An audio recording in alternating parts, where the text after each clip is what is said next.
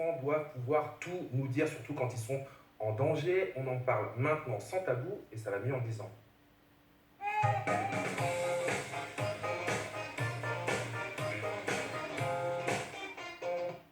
Vous êtes des fidèles de l'émission, évidemment. Alors, vous rappelez qu'il y a quelques jours, sur ce plateau, on avait fait une émission autour de comment parler de sexualité aux enfants.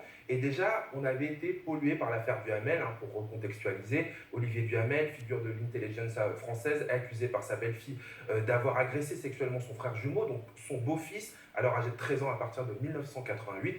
On vous avait alors promis d'y consacrer un de nos sujets. C'est donc ce matin, avec la libération de la parole pour les victimes d'inceste qui continue à prendre forme et que l'on doit accompagner. On décrypte tout ça pour commencer en images. Tu te rends compte ? Un Français sur 10 victime d'inceste. Oui, il faut que ça change. Un Français sur 10 affirme avoir été victime d'inceste dans son enfance, soit 6,7 millions de personnes, dont 78% de femmes. Devenus adultes, seuls 10% des victimes osent porter plainte contre le parent qui les a abusés. L'inceste est aujourd'hui encore un tabou. C'est bien souvent la loi du silence qui prime. L'entourage se réfugie dans le déni et, difficulté majeure, l'enfant abusé lui-même se tait.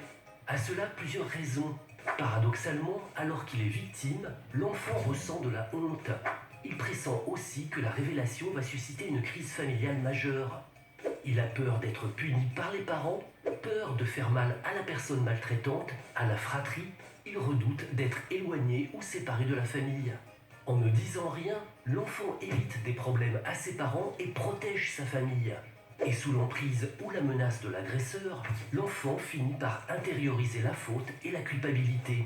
Pour initier une discussion, il existe notamment 2 livres pour enfants qui osent briser le tabou. Et si on se parlait, ou encore Petit Doux n'a pas peur. Inceste, brisons la loi du silence. On va revenir évidemment sur ce qu'on vient de voir avec notre expert, Gérard, psychiatre, co-auteur de l'ouvrage L'inceste. Cher Gérard, on assiste actuellement à la libération progressive de la parole des victimes, notamment par le biais des réseaux sociaux, et on se demande pourquoi pas plus tôt.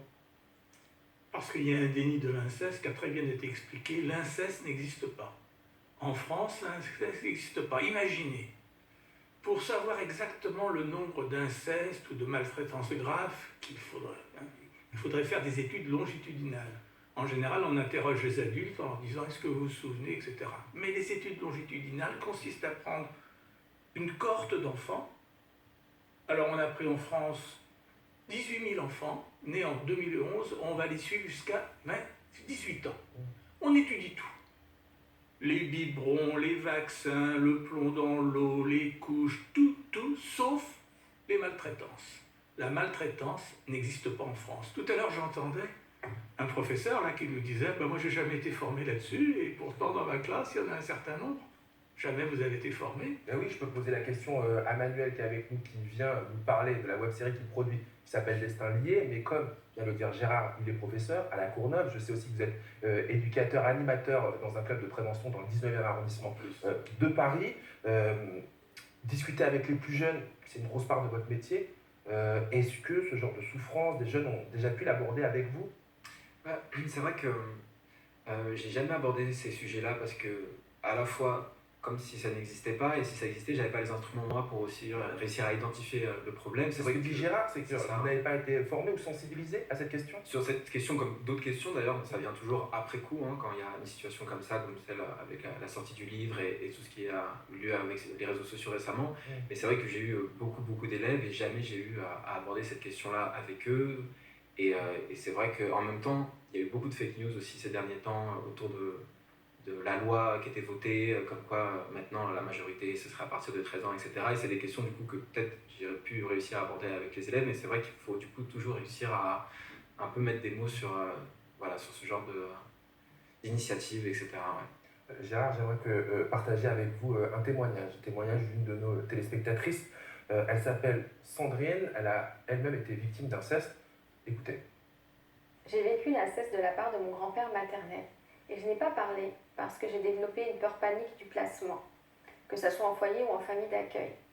Vu ce que je vivais au sein de ma famille, avec des personnes qui étaient censées m'aimer et me protéger, je me disais que des personnes extérieures, comme des éducateurs ou des familles d'accueil seraient encore plus violents avec moi puisque c'était des étrangers et qu'ils n'avaient aucun intérêt de m'aider et de me protéger. Voilà pourquoi je n'ai pas parlé.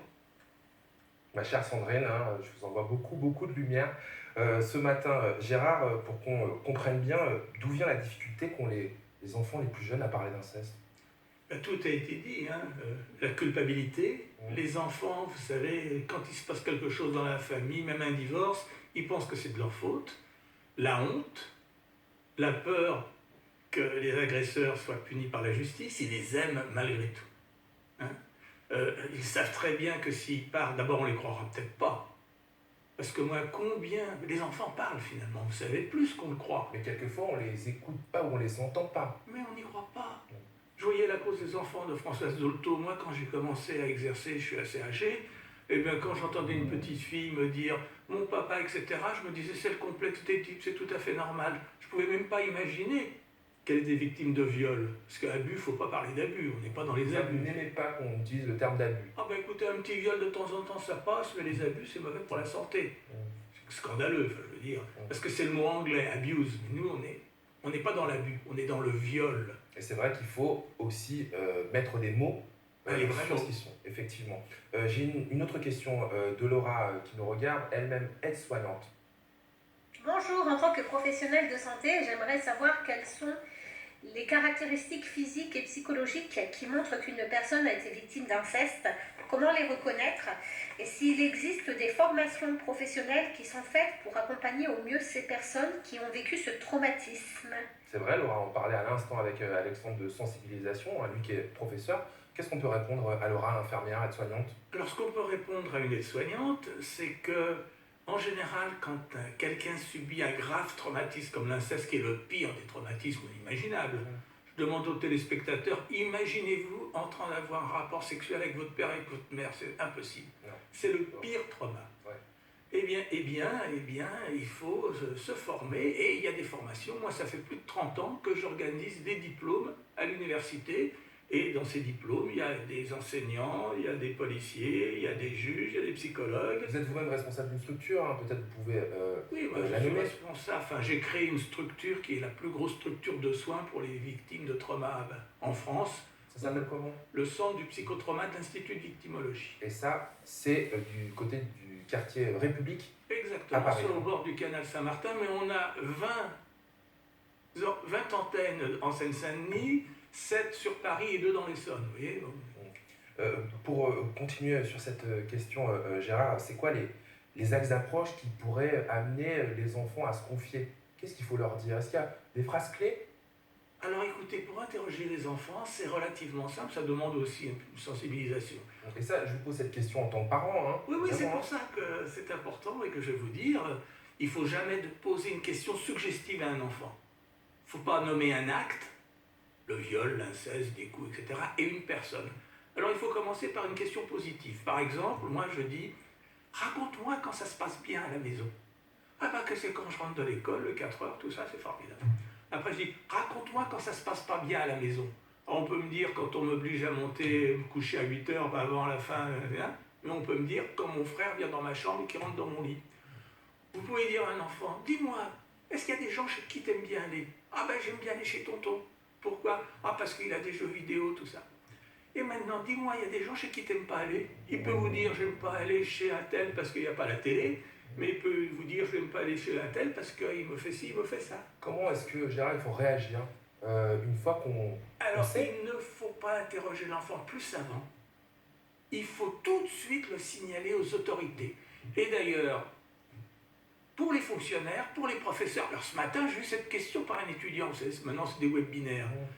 Une enseignante me dit, un enfant m'a dit qu'il a été violé, qu'est-ce que je dois faire? Je lui réponds, article 40 du Code de procédure pénale.